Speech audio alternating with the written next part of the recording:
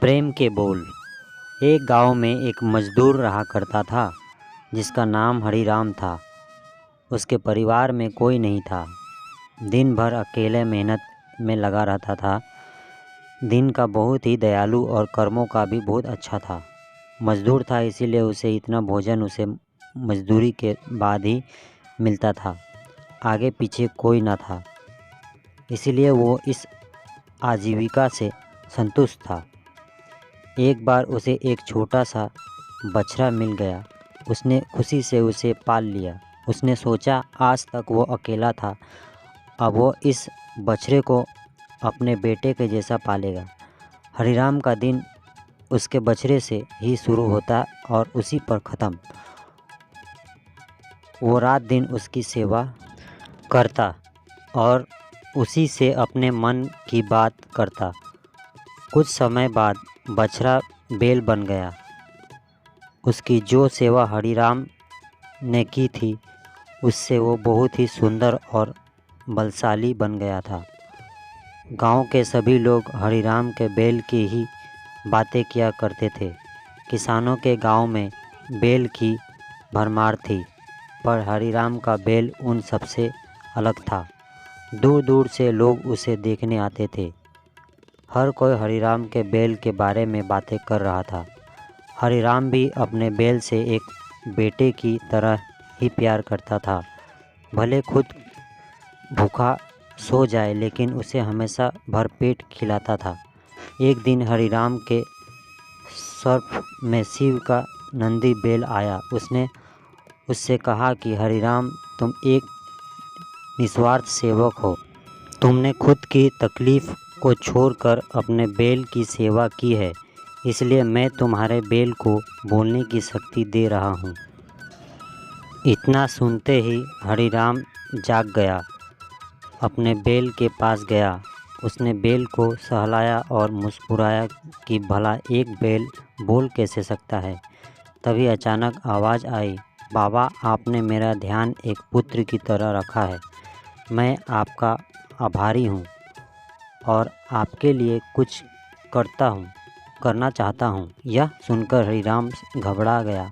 उसने खुद को संभाला और तुरंत ही बैल को गले लगाया। उसी समय से वह अपने बैल को नंदी कहकर पुकारने लगा। दिन भर काम करके आता और नंदी से बातें करता। गरीबी की मार बहुत ही नंदी को तो हरिराम भर पेट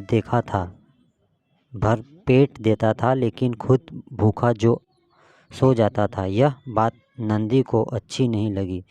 उसने हरिराम से कहा कि वो नगर के सेठ के पास जाए और शर्त रखे कि उसका बैल नंदी 100 गाड़ी खींच सकता है और शर्त के रूप में सेठ से 1000 मुहरे ले लेना।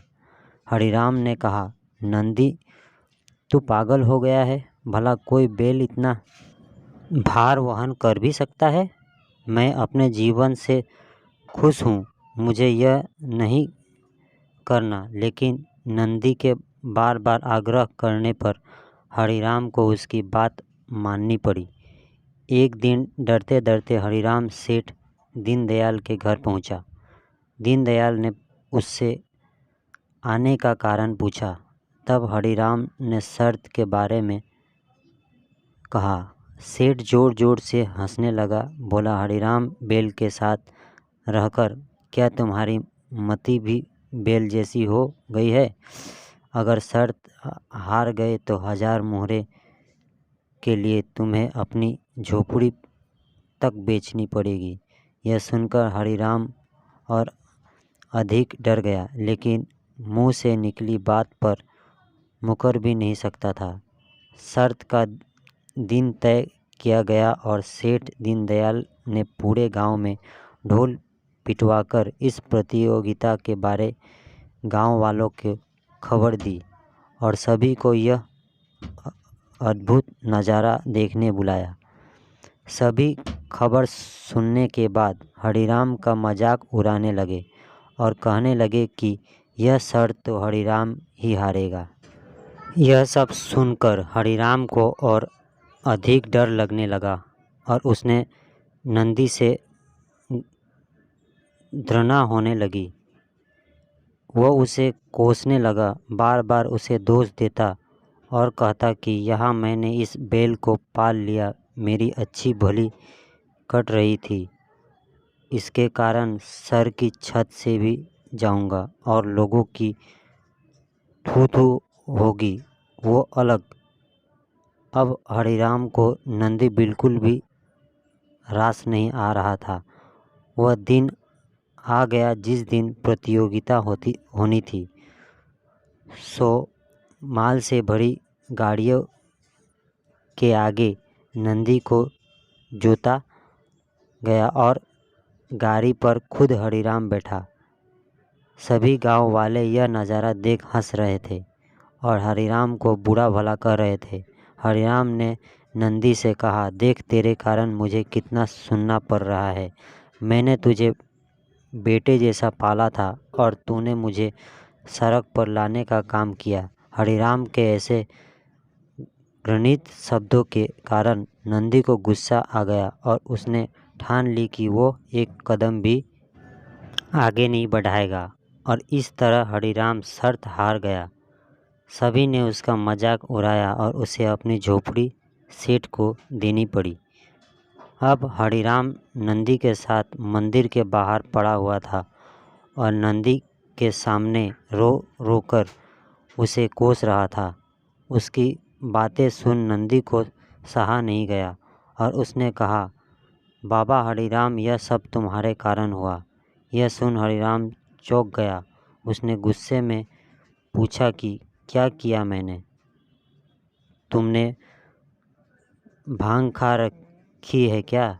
तब नंदी ने कहा कि तुम्हारे प्रेम के बोल के कारण ही भगवान ने मुझे बोलने की शक्ति दी और मैंने तुम्हारे लिए यह सब करने की सोची, लेकिन तुम उल्टा मुझे ही कोसने लगे और मुझे बुरा भला कहने लगे। तब मैंने ठानी मैं तुम्हारे लिए कुछ नहीं करूँगा, लेकिन अब मैं तुमसे फिर से कहता हूँ कि मैं 100 गाड़ियाँ खींच सकता हूँ। तुम जाकर फिर से शर्त लगाओ और इस बार अपनी झोपड़ी और 1000 मोहरे की शर्त लगाना। हरिराम वही करता और फिर से शर्त के अनुसार 100 गाड़ियाँ तैयार कर पर नंदी को जोता जाता है और फिर से उस पर हरिराम बैठता है और प्यार से सहलाकर उसे गाड़ियाँ खींचने कहता है और इस बार नंदी यह कर दिखाता है जिसे देख सब सदबद रह जाते हैं और हरिराम शर्त जीत जाता है। सेठ दीनदयाल उसे उसकी झोपड़ी और 1000 मुहरे देता है। कहानी की शिक्षा।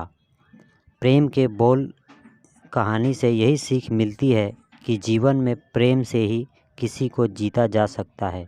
कहते हैं प्रेम के सामने ईश्वर भी झुक जाता है, इसलिए सभी को प्रेम के बोल ही बोलना चाहिए। दोस्तों, यह प्रेम की कहानी आपको कैसा लगा दोस्तों? और अच्छा लगा तो ज़रूर शेयर कीजिएगा और हमारे इस चैनल पे अगर नए हैं तो ज़रूर सब्सक्राइब कर लीजिएगा। थैंक यू दोस्तों।